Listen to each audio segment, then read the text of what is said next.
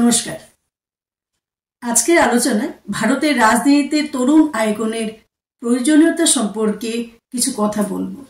ভারতের মতো একটি বৈচিত্র্যময় ও গতিশীল দেশে রাজনীতিতে তরুণ নেতৃত্বের গুরুত্ব কোনোভাবেই উপেক্ষা করা যায় না। আজ আমরা কথা বলবো এমন একজন তরুণ নেতাকে নিয়ে, যিনি নিজের মেধা, কর্মশক্তি এবং দৃষ্টিভঙ্গি দিয়ে দেশবাসীর মন জয় করেছেন। তিনি হলেন চিরাগ পাসওয়ান। তার জীবন, চিন্তা ও অবদান থেকে আমরা জানতে পারব কেন ভারতের রাজনীতিতে এমন আরও তরুণ আইকনের প্রয়োজন। আমি চিরাগ পাসওয়ানজিকে ব্যক্তিগতভাবে চিনি 1999 সাল থেকে। সেই সময় থেকে তার শৈশবের সরলতা, তীক্ষ্ণ বুদ্ধিমত্তা এবং মিশুকে স্বভাব আমাকে মুগ্ধ করেছিল। আমি তার বক্তব্য শুনেছি বহুবার এবং প্রতিবারই তার চিন্তাধারা আর দৃষ্টিভঙ্গি আমাকে অভিভূত করেছিল। রামবিলাস পাসওয়ানজির জীবদ্দশায় চিরাগের রাজনৈতিক জ্ঞান এবং আত্মবিশ্বাস দেখে আমি নিশ্চিত ছিলাম যে তিনি একদিন ভারতীয় রাজনীতিতে এক নতুন দিশা দেখাবেন। তার বাচনভঙ্গি, চিন্তার গভীরতা এবং জনগণের প্রতি দায়বদ্ধতা সত্যি প্রশংসার দাবিদার। চিরাগ পাসওয়ানের জন্ম 1982 সালের 31 অক্টোবর। তিনি রামবিলাস পাসওয়ানজির পুত্র। ছোটবেলা থেকেই তার মধ্যে ছিল মেধা, সরলতা আর নেতৃত্বের স্পষ্ট ছাপ। 2014 সালে প্রথমবারের মতো লোকসভা নির্বাচনে জয়লাভ করেন তিনি। তিনি প্রমাণ করেছিলেন তার মধ্যে নেতৃত্ব দেওয়ার অদম্য ক্ষমতা রয়েছে।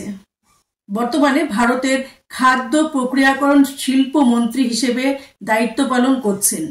তিনি 2019 সালে লোক জনশক্তি পার্টির সভাপতি হন এবং 2024 সালে হাজিপুর লোকসভা কেন্দ্র থেকে সাংসদ নির্বাচিত হন। এরপর থেকে তিনি দেশের যুব সমাজের কণ্ঠ হয়ে উঠেছেন। আর চিন্তাধারা কেবল তরুণ প্রজন্মের উন্নতির উপর কেন্দ্রীভূত নয়, বরং গোটা দেশের অগ্রগতির দিকে ধাবিত। চিরাগ পাসওয়ানের বক্তব্যে সবসময় স্পষ্টভাবে উঠে আসে নতুন সুযোগ তৈরি করার কথা। বিশেষ করে বেকারত্ব দূরীকরণের প্রতি তার দৃষ্টি অত্যন্ত প্রশংসনীয়। তার সামাজিক উদ্যোগ চিরাগ কা রোজগার প্রমাণ করে নেতৃত্ব মানে কেবল ক্ষমতায় থাকা নয়, বরং মানুষের জীবনে সত্যিকারের পরিবর্তন আনা। এই প্রকল্পের মাধ্যমে রাজ্যের বেকার যুবকদের কর্মসংস্থান নিশ্চিত করা হয়েছে, যা তাকে শুধু একজন রাজনীতিবিদ নয়, বরং একজন প্রকৃত নেতা হিসেবে প্রতিষ্ঠিত করেছে। ভারতের বর্তমান রাজনীতিতে চিরাগ পাসওয়ানের মতো আরো তরুণ আইকনের প্রয়োজন অনস্বীকার্য। তরুণ প্রজন্মের মধ্যে নেতৃত্বের অভাব যেমন রাজনৈতিক অগ্রগতিকে ব্যাহত করতে পারে, তেমনি তাদের সৃজনশীলতা, উদ্ভাবনী চিন্তা এবং সমাজের প্রতি দায়বদ্ধতা একটি নতুন দিশা দিতে পারে। আমার মনে হয়েছে যে এই ভিডিও বানানোর মাধ্যমে এই বিষয়টিকে তুলে ধরে জনগণকে উৎসাহিত করা অত্যন্ত গুরুত্বপূর্ণ। সমাজে বিভিন্ন সময় ভিত্তিক বিভিন্ন দলের মাধ্যমে যেন ইয়ুথ আইকনদের মধ্যে একটা ওয়ার্কশপ করে তাদেরকে ট্রেনিং দেওয়ানো হয়, যার মাধ্যমে তারা দেশের অর্থ ব্যবস্থা থেকে শুরু করে যা যা বিষয় আছে সমস্ত বিষয়ের উপর তাদেরকে, রাজনৈতিক বিষয়ের উপর, সামাজিক বিষয়ের উপর, ধার্মিক বিষয়ের উপর তাদেরকে জ্ঞান দেওয়া হয় এবং ইয়ুথ জেনারেশনকে এগিয়ে আসার জন্য অনুপ্রাণিত করা হয়। তারা যেন দেশের কাণ্ডারি হতে পারে, সেই বিষয়ে প্রতিটি দলকে এগিয়ে আসা অত্যন্ত প্রয়োজন বলে আমার ব্যক্তিগত ধারণা। আমার মতো অনেকেই চিরাগ পাসওয়ানের জীবন ও কাজ থেকে অনুপ্রাণিত হয়েছেন। তার জীবন কাহিনী প্রমাণ করে ইচ্ছাশক্তি আর সঠিক নেতৃত্বের মাধ্যমে পরিবর্তন আনা সম্ভব। তরুণ প্রজন্মের জন্য সময় এসেছে এগিয়ে আসার। চিরাগ পাসওয়ানের মতো নেতারা আমাদের দেখাচ্ছেন কিভাবে সেবার মাধ্যমে দেশের উন্নতি করা যায়।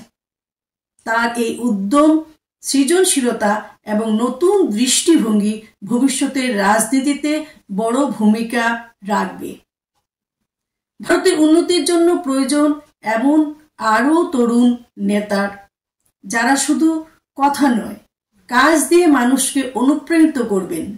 আসুন সবাই মিলে একটি নতুন, উন্নত এবং শক্তিশালী ভারতের স্বপ্ন দেখি এবং স্বপ্নকে বাস্তবে পরিণত করার জন্য দল মত নির্বিশেষে সবাই এগিয়ে আসি এবং সমাজের উন্নতি করার স্বার্থে নিজেদেরকে বিলিয়ে দিই। নমস্কার নেবেন সবাই, সবাই ভালো থাকবেন, সুস্থ থাকবেন। যদি আপনাদের ভালো লাগে, যখন যে বিষয়টা আমার মনে হবে উপস্থাপনা করা প্রয়োজন, আমি অবশ্যই আপনাদের সঙ্গে আমার মতামত শেয়ার করে নেব। ধন্যবাদ।